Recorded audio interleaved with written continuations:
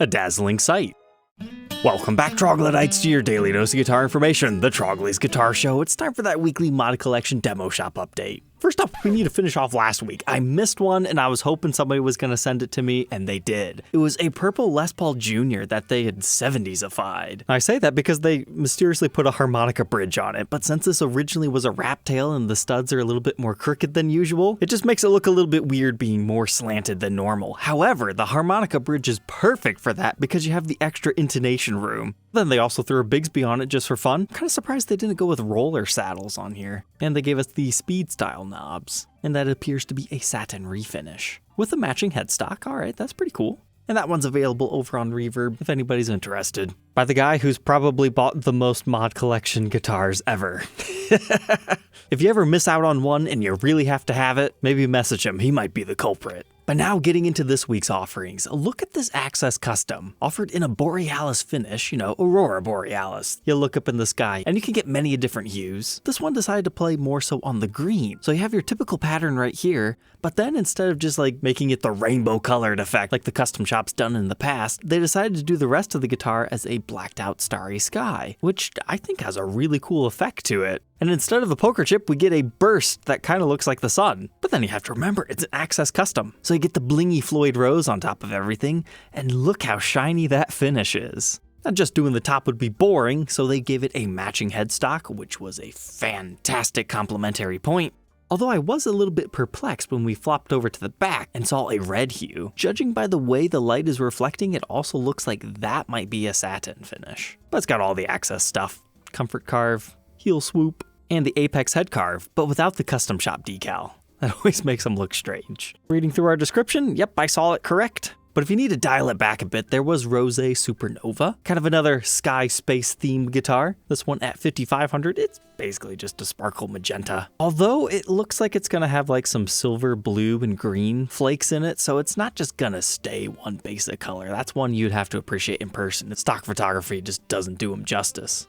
But no matching headstock, and oof, some type of contamination and or ding in the top finish. But at least it was a complete refinish. Now we've got the return of more custom color Supremes. I'm always excited when these things sell instantaneously because that's going to make them produce more. So if this is how the Supreme is going to be for the foreseeable future, it's great that we're going to get some weird, crazy custom colors. Maybe one day they could be considered collectible, but this one, it's got a lucky Irish green coloring to it. It's a bit different than the last ones because I think this started as the Gibson.com exclusive 3 pickup, or they just routed it out for a middle pup. But if you look closely, those are not regular humbuckers. They're the P94s. It's a P90 pickup in the shape of a humbucker. And then they went all 70s on you with the TP6 tailpiece, witch hat knobs, but no special colorings to the headstock this time. And I think I would agree with that. The green and white pop together. And it looks like they're using the greeny Grovers for our headstock, and you've got the matching finish on the back.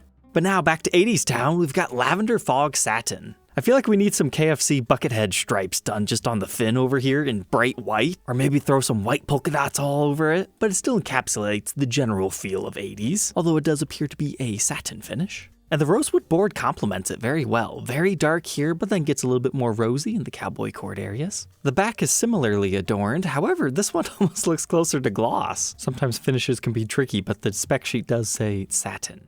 You can see the texture right here. You also have to remember there's different grades of satin finishes. Even within the Mod Collection, there's the really cheap bargain stuff, and then there's the ones that feel actually pretty good. Now we've got Amanita Red 3600. It's a 57 reissue. It's not my favorite, but I really like the TV yellows. This is indeed custom shop, but it appears to be a satin refinish, so if that's what you're going for and you hated the pick guard. Personally, I'm fond of the pick guards on juniors and specials, so it just kind of ends up looking like one of those early 2000s cheaper specials. And it looks like they reamed it out for the larger style tuners, Gibson USA plastics, although at least we get the cool custom shop logo and a matching back.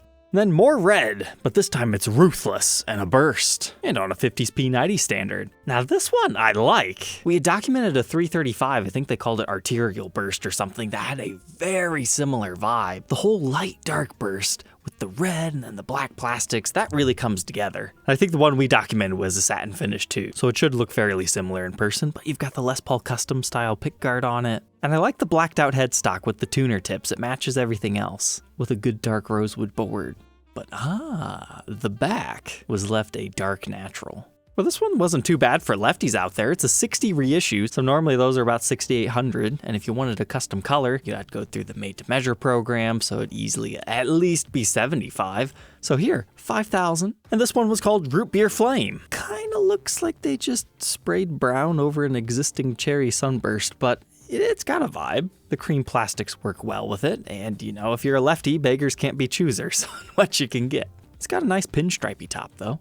But that's one of those really open pore finishes. Now, we documented one similar to this. It was called Crocomelon, and it might not look the prettiest, but it does have a certain raw feeling to it that can be both good or bad. Like, it had a certain cheap feel, but it was good at the same time, which isn't what you normally expect from a top-tier reissue from Gibson. I'm not a fan of the way that looks on this particular example. It's like they didn't quite get the finish in the grain, or maybe it's just a bad photo angle. But going back to the top, it does look like this one's a gloss top as well. Not a bad weight at 8.5 pounds. And at the time of recording, it is still available. But now the last one for USA side, going back to mulberries and jam. Looks like a satin metallic, kind of a pinkish reddish hue. Deleted our pick guard. This is just Gibson USA production for $2,300. Which makes it a small premium over a regular gloss one that you could buy out of a store. However, you're now getting a satin finish as kind of your trade-off. So now we need to talk about the European mod collection. If you go up here, change your country, and get to it, this is the page you're going to see.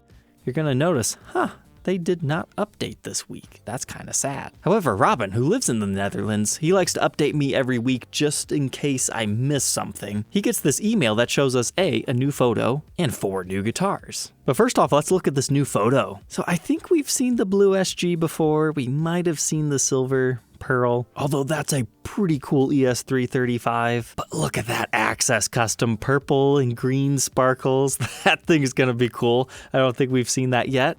But then I really enjoy this. We've seen the satin Widows before that have like the colored binding. That Widow custom was also here. It's called Green Widow Slime officially. And it's about what we were expecting. But I did not notice that. They did it to the pickguard.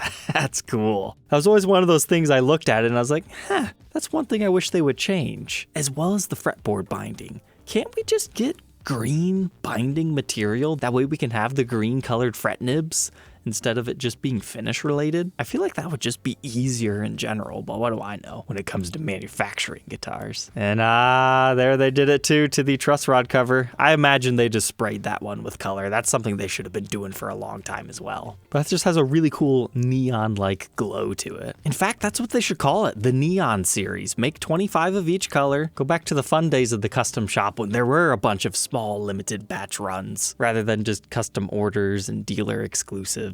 Then there was this unique one, 50s figured Les Paul Standard called Boardwalk Blue Fade. Those other ones were pretty cool, but I would say this is one of the more unique ones. So you got this interesting pinstripe job. You've got a darker blue to a lighter blue to a green and then to a yellow. So it's kind of like the original Aurora Borealis's, but a different color scheme. But then you still have the flame top underneath, so all this is see-through. It's not traditional. I would have never thought to do this, but it kind of works in my opinion. Although for the back, I really wish they just would have left it natural, but it's all black. And you got see-through back plates. But now it's time for the demo shops. European side, nothing. UK side, nothing. So either they're out of demos, people are on vacation, or they're focusing on that new Gibson garage opening over there. That's okay, USA side can keep us entertained. This is what stood out most to me. You don't see the 57 reissued juniors in there too often. $3,200 for the custom shop. That's about an alright used value to pay towards the top end, and you're getting a playability warranty if you're in the market for one. Similar story on this one. I love the 60s cherry color. It looks so good in person. And $2,200 is a fairly sizable discount. Maybe not the craziest top we've ever seen. But nice. That's a great back on that one. This was kind of a unique 339 that they labeled as modified. It's got a very light trans black finish to it. I think that's what makes it kind of cool with that smoky charcoal gray. That also probably has a little bit to do with how it reacts to the maple coloring versus the mahogany neck. But now, here's a beautiful 1960 reissue for $5,000. That's a pretty nice flame top, but that's not why I'm sharing it with you. It's because this is here because it has a boo-boo. Forgot something important on that one. and they downgraded it to Gibson USA truss rod cover style. Man, that just looks so terrible when you're so finely used to the details that the historics normally have. It's one of those things you just never care about until you realize there is a difference in the way they look. But then another one of these freaky SGs.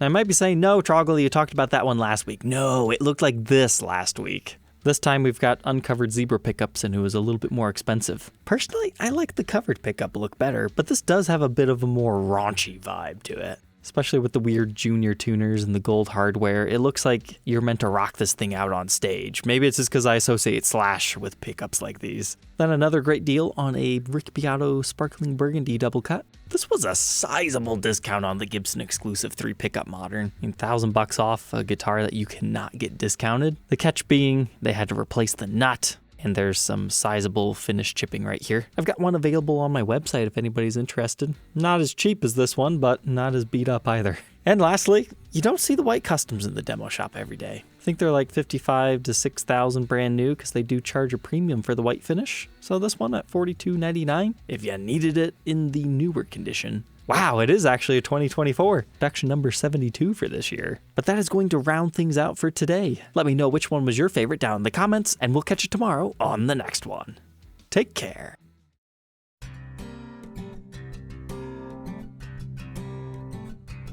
If you enjoyed tonight's episode, consider subscribing. I post videos like this every day. And you might even enjoy this next one.